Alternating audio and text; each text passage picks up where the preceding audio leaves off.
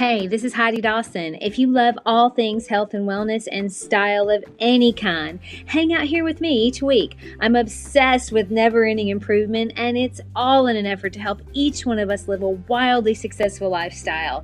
Subscribe today so you don't miss a thing.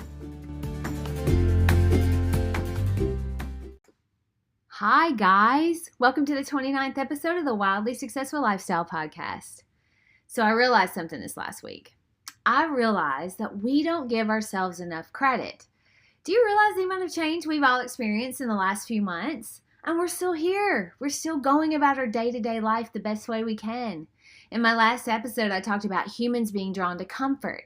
Well, studies have shown that humans find comfort in the predictability of routines to our daily lives. We don't have that right now. For some of us, we've had our dream vacations canceled, our weddings postponed, graduations have been upended.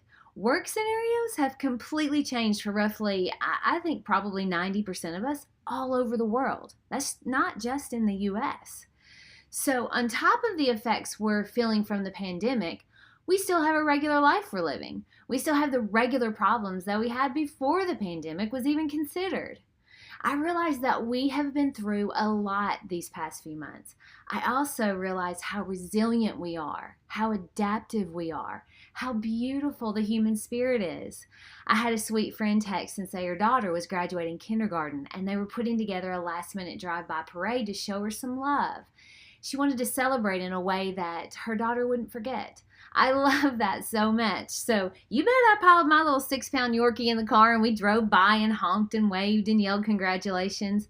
Not only for the little graduate, but for the mom making the best of a situation that was completely out of her control. Resilience and beautiful human spirit on full display by this mom, in my opinion. Now, she took control of what she could control and made a not so great situation one that her daughter will never forget. I know you've seen the videos of the birthday drive-bys or the families visiting their elderly parents through glass walls just to let them know they care and they love them. I cry happy tears at every one of these because that's the human spirit. That's what's going to make us happy long term.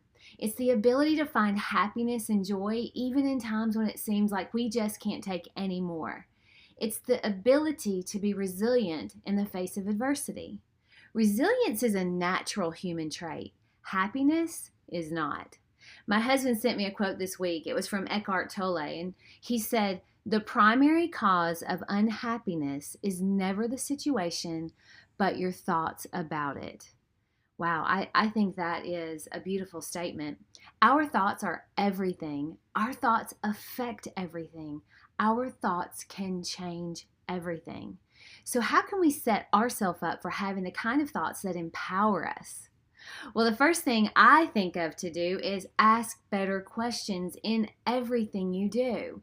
Empowering questions. Like, what am I grateful for right now? How can I add value to myself and my family today? How can I make this situation amazing? Like my friend with the parade. What is something I can do for someone else today? How many times have you done something kind for someone and it lifted your mood as well? Another thing you can do is take full responsibility for your life. You're the only one that can change your situation.